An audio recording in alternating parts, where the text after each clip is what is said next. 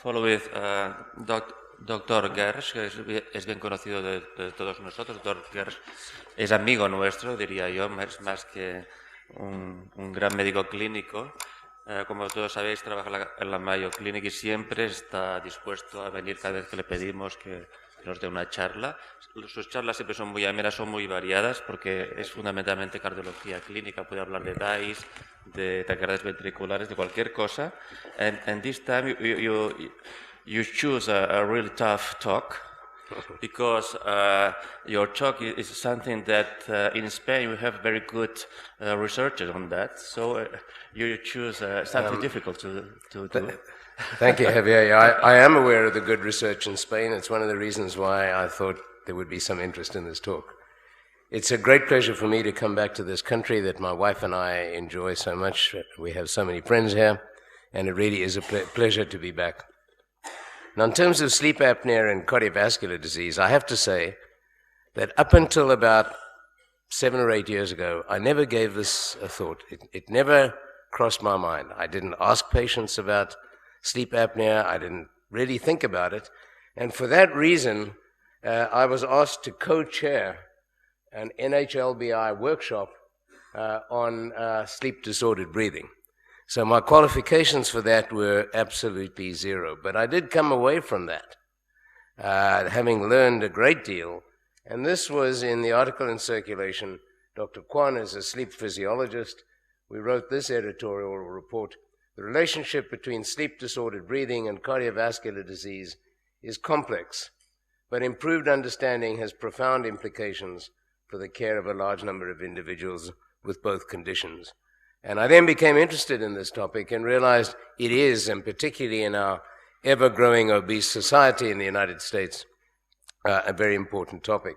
Now, the figures in the United States, 40 million Americans have sleep disorders, probably somewhere in excess of 25 million have sleep apnea, 60 to 80% are undiagnosed.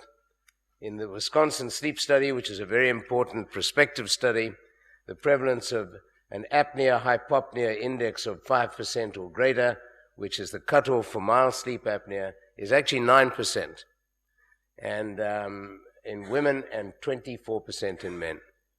If you take truck drivers, it's probably up in the region of 45 to 50%. Amongst National Football League players, and particularly the very large linemen, defensive linemen, 34% have sleep apnea, and there have been some late sudden deaths that have been a concern in patients who've retired from professional football. Cost to society, 50 to 100 billion per annum in indirect and related costs. And then when you think that we've got to fight a war in Afghanistan and another one in Iraq and another one here, 50 billion to 100 billion now becomes real money. It's huge cost to society. Now, here's one of the problems. It's the loss of productivity amongst the workforce. And then this is a rather nice study from Canada. 210 patients, body mass index, severe sleep apnea, motor vehicle accident records, Ontario Ministry of Transportation.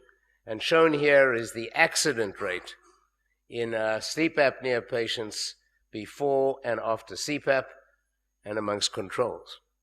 And so what you see is treatment with CPAP has reduced the accident rate substantially, somewhere around about a mean of 0.3 down to 0.1. So it is carries a huge toll economically, not just through accidents, but through people falling asleep at work and work-related accidents and loss of productivity. This is from a quote from a comedian. The morbidity of obstructive sleep apnea is both direct and indirect. And an example of the indirect is shown here. When I die, I want to go peacefully like my father in his sleep, not screaming like the passengers in his car. And so sleep apnea, and George Burns did live to 104. So there is a real morbidity to this condition.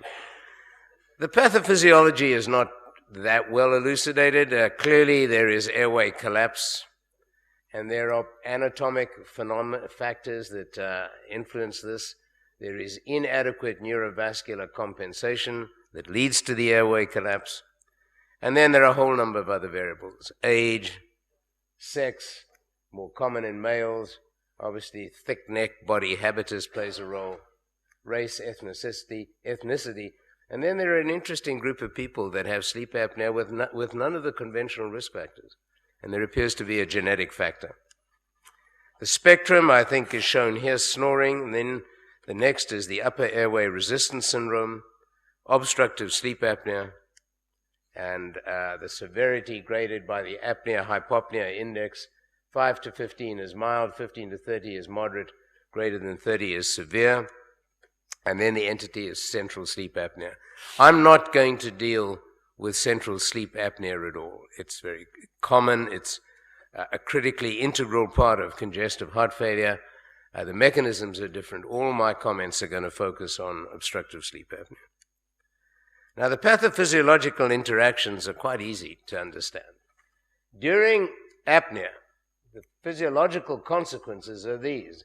There's a period of hypoxia, followed by reoxygenation. During apnea, there are tremendous negative intrathoracic pressures. And these tremendous negative intrathoracic pressures against a closed glottis actually cause very marked increases in wall stress and wall tension, transmural tension. The CNS arousals that occur after the period of hypoxia with reoxygenation, these CNS arousals are characterized by sympathetic activation. And the sympathetic activation persists. And so the result of this is a whole host of intermediary mechanisms that are unfavorable. Autonomic dysregulation, oxidative stress, endothelial dysfunction, metabolic dysregulation, hypercoagulability, and inflammation. And I might add, my colleague at the Mayo Clinic, Varian Summers, who's very interested in this, has measured these parameters. And just about every parameter you measure, whether it be CRP, alterations of coagulability, leptin levels, endothelial function through brachial artery testing, all of these are highly abnormal. And what is very characteristic is the autonomic milieu is very abnormal. These patients have a state of heightened sympathetic activity. Then you add to that the comorbidities for the average patient. Obesity, age, male, gender, metabolic syndrome, smoking, underlying cardiovascular disease. This is a very typical candidate. Truck driver who's obese, middle-aged, male gender, metabolic syndrome for sure, and they smoke. And you add that to the fact that you have all of these intermediary mechanisms, and it's not easy to understand, it's easy to understand why sleep apnea has been associated with hypertension, pulmonary hypertension, heart failure, stroke, arrhythmia, ischemic heart disease, and obviously daytime sleepiness. Now, I've said the word associated, and I say that extremely carefully, because it's not proven to be a cause and effect. This, I think, is proven. Sleep apnea causes daytime sleepiness. The rest are associations. And one of the difficulties in the field of sleep-disordered breathing is how do you decide what is due to sleep apnea and how much of that is due to the comorbidities, and that's very difficult. But there are strong associations. Now, it's easy to see from this slide, actually, what happens. Shown here is the blood pressure during obstructive sleep apnea, REM sleep, respiration, and this is sympathetic nervous activity measured, I think, from the perineal nerve. And what you see here is the period of patients breathing. They're now apneic. Blood pressure starts off very high, falls down to about 130 range, and look at the increase in sympathetic nervous activity. Now is the period of arousal, and the patient starts breathing again, and immediately after arousal, there's a fall in sympathetic nervous activity that goes up again, and then the blood pressure goes up. Now, what is interesting is, although these sympathetic nervous activity waxes and wanes during sleep, the next morning when the patient's awake, sympathetic tone is still increased, as is blood pressure. I think there's very little doubt that sleep apnea actually is a direct cause of hypertension. And this is the same patient awake, and here is the same patient with CPAP, still increased sympathetic nerve activity, but obviously less than before. And while awake, pressures ranging in the 140 range, mild hypertension. The Wisconsin sleep study, I think one of the best of its kind, a prospective sleep study. This is the apnea-hypopnea index on this axis and the incidence of systemic hypertension. And you can see a very strong dose-response relationship with the severity of sleep apnea. And I think there's very little doubt that anybody who's being treated with difficult-to-control hypertension, you need to look for sleep apnea. One of the few randomized studies from Toronto by Dr. Bradley on the effects of CPAP in patients with heart failure and obstructive sleep apnea. Small trial published in the New England Journal. These are controls, ejection fraction 28.5 to 30%, and in the treated patients 25 to 34%. Some benefit on ejection fraction, not very impressive, but statistically significant. And this is a much more recent paper that has just been published in Circulation on the impact of CPAP, and this is a paper from the UK, 26 weeks of CPAP in 40 patients with obstructive sleep apnea. On each of these, pre-CPAP, post-CPAP, pre and post, and then a number of indices of LV function. And what you see is an ejection fraction, there is an increase, LV mass index, there's a statistically significant decrease, and these markers of left ventricular filling were significantly improved. It's not dramatically improved, but it's statistically significantly improved. And I think a rather nice study that does show that in people with sleep apnea, there are abnormalities of systolic and diastolic function that respond to CPAP, and that sleep apnea in itself, probably through the very high transmural pressures that are generated, causes LV dysfunction. This paper from Yagi is a good study because although it's observational, they did do a very thorough multivariate analysis, and the risk of stroke or death amongst controls versus patients with sleep apnea is shown here. And this was the adjusted hazard ratio after adjusting for age, sex, race, smoking, alcohol, BMI, diabetes, hypertension, AFib, and hyperlipidemia. Pretty thorough analysis. The hazard ratio, 1.97, almost double. Now, no multivariate analysis can ever get away completely from the fact that there are baseline differences. People with sleep apnea are different from people without sleep apnea. All we can do, and this applies to registries of revascularization and everything else that we do, all we can do is adjust for the known variables. What we can't adjust for are the unknown variables. But at least to the best of our ability, this observational study would suggest that sleep apnea increases the risk of stroke or death. Now, this is an interesting study, a Holter study of bradycardia and pauses in patients with obstructive sleep apnea. The tan are the bradycardias, and these are the pauses, and this is a Holter study over several weeks before CPAP and after CPAP. And it's very easy to see graphically that during periods in which the patient had untreated sleep apnea, pauses and bradycardias were extremely common. And it's raised the question of whether some of these people die of conduction disturbances. And the reflex that is caused, actually, it's called the diving reflex. And the diving reflex, for those of you who may have seen the film The Perfect Storm, there's a terrible ending when the sailors are drowning, and that's the diving reflex. What the diving reflex is, it's a reflex bradycardia and apnea and peripheral vasoconstriction that occurs in all marine and terrestrial animals, and it's a defense mechanism against asphyxia. And so the postulate is that when patients are apneic, they elicit the diving reflex and these profound bradycardias as a way of defending them against asphyxia, because we do know that they're hypoxic during the period of apnea. And here's and in human infants, it's triggered by laryngeal chemoreceptors. And this may be an important biological mechanism in human infants that can swallow material and choke and so on. So it has been tested in a rather unusual study. 36 infants, aged 2 to 12 months, routine swimming lessons in Gothenburg, Sweden. And what they did was they took these infants and they just threw them into the swimming pool. IRB clearance is not certain in this paper when you look carefully. And this is what happened to this girl aged 114 days. She's probably a little agitated, 150 beats per minute, and then she goes into the pool, and 2 seconds later, she's now going at 50 beats per minute. And I just don't think we will be able to do this experiment terribly well in the current political climate in the United States. But be that as it may, it's been done. And this is the diving reflex. And this is one aspect of arrhythmias in patients with sleep apnea. Now, the other is atrial fibrillation. Now, in our institution, we have shown beyond any doubt that there is a strong association between atrial fibrillation and obstructive sleep apnea. And this is done with my colleague, Viren Summers, Dr. Gami, and Dr. Kanagala were fellows of ours.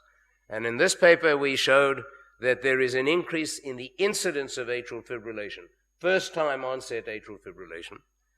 And this study, we looked at the prevalence of atrial fibrillation with sleep apnea. And in this study, we looked at the recurrence after direct current cardioversion. And subsequently, in the last week or two, there's been a fourth paper that has shown recurrence rates after ablation are much higher in patients with sleep apnea. So there's no question about the association. The only question is it sleep apnea causing atrial fibrillation, or is it sleep apnea through these various intermediary mechanisms that is causing atrial fibrillation? Because in our epidemiologic studies in Olmsted County, we have also shown that one of the most powerful predictors of atrial fibrillation is obesity. And one of the most powerful predictors of going from paroxysmal to persistent atrial fibrillation is obesity. So there is this relationship. I personally will never send a patient for a pulmonary vein isolation ablation procedure until I've seen the overnight oximetry. But there is a very, very strong association. What we don't really know is to what extent it is a cause and effect versus an association, because there are direct causal mechanisms associated with sleep apnea that could cause atrial fibrillation. The autonomic overactivity, the intrathoracic pressure changes which increase left atrial volume, increase left atrial wall stress, the increased arterial stiffness that we see in these patients also increases left atrial volume and atrial wall stress. And in our own data, we have shown that increased left atrial volume is a very powerful predictor of atrial fibrillation. So there is an association between sleep apnea and atrial fibrillation. It's a strong association. I personally think it is a direct causal effect, but there are other factors that may play a subsidiary role. Now, this is from a very interesting study from Apur Gami, one of our fellows. Shown here is the diurnal variation in sudden cardiac death. And you've seen this with myocardial infarction, sudden cardiac death. And I'll talk about it later in the out-of-hospital arrest session.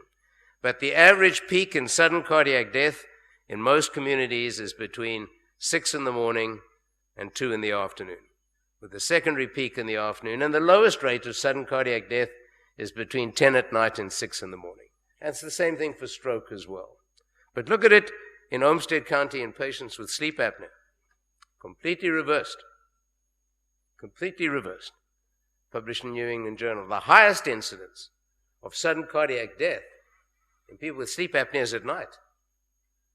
And the lowest incidence is when they wake up in the morning. Now, are these bradycardic deaths?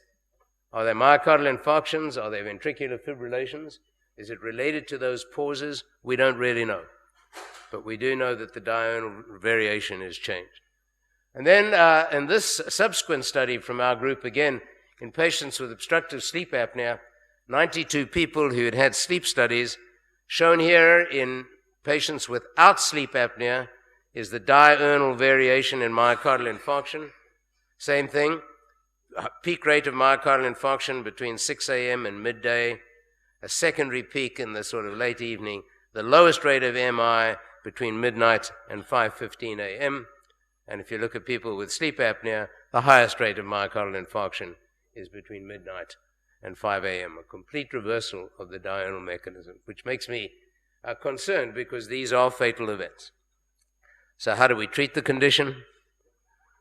The symptoms, I'm not sure to what extent we can treat to prevent disease, but the symptoms that we can treat are daytime somnolence and accident prevention.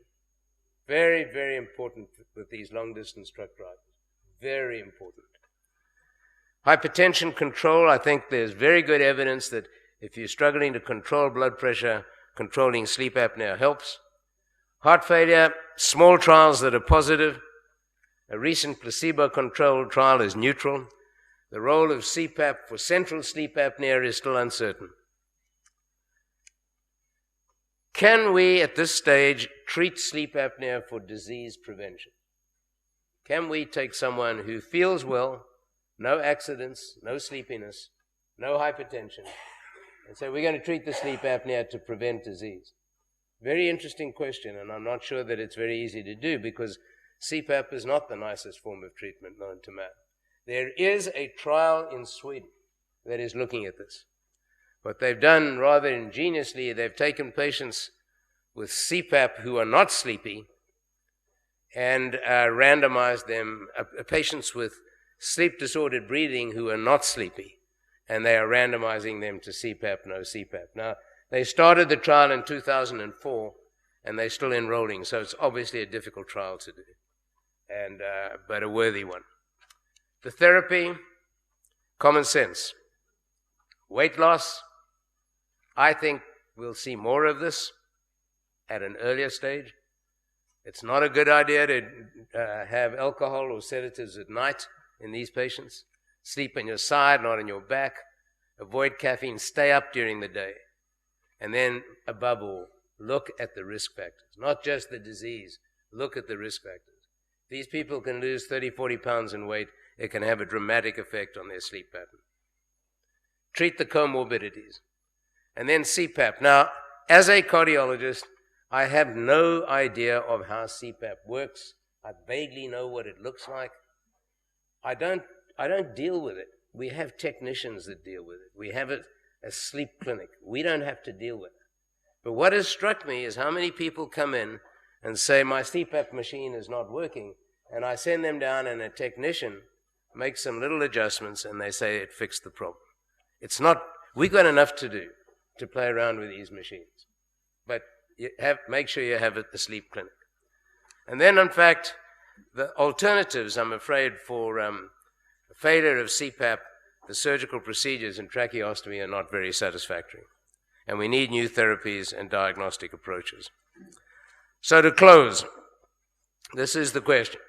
Sleep-disordered breathing is associated with cardiovascular disease. I don't think there's any doubt about it. The only question is, to what extent is it independent, and to what extent is it the role of the confounding variables such as the risk factors and the comorbidities, as opposed to a direct cause and effect relationship. And I think the best study, to echo my chairman's opening remarks, Dr. Bosch, the best study comes from Spain. There are no randomized trials. We're not going to have any randomized trials. It's going to be very difficult to do. Because how do you randomize someone who's falling asleep behind the wheel of his car every day? It's not easy to do. But this is a study from Murcia in Spain. I think it's Zaragoza, of controls, snorers, mild obstructive sleep apnea, severe sleep apnea, and obstructive sleep apnea with CPAP. And shown here is the risk of fatal cardiovascular events. These are controls and snorers, mild obstructive sleep apnea, severe obstructive sleep apnea treated with CPAP. It's not a randomized trial. We don't know why these patients were not treated with CPAP, but it's long-term data, and it does suggest that CPAP is effective. And the same applies to non-fatal cardiovascular events. This is controls and snorers, mild sleep apnea in the pink, severe sleep apnea untreated, and severe sleep apnea treated. And this is the best paper on this topic that's yet been written, and I think makes a strong case for actively diagnosing and treating this condition to prevent cardiovascular events. So my closing comment is from a Chinese proverb, if you eat less at dinner and you will live to 99. Thank you.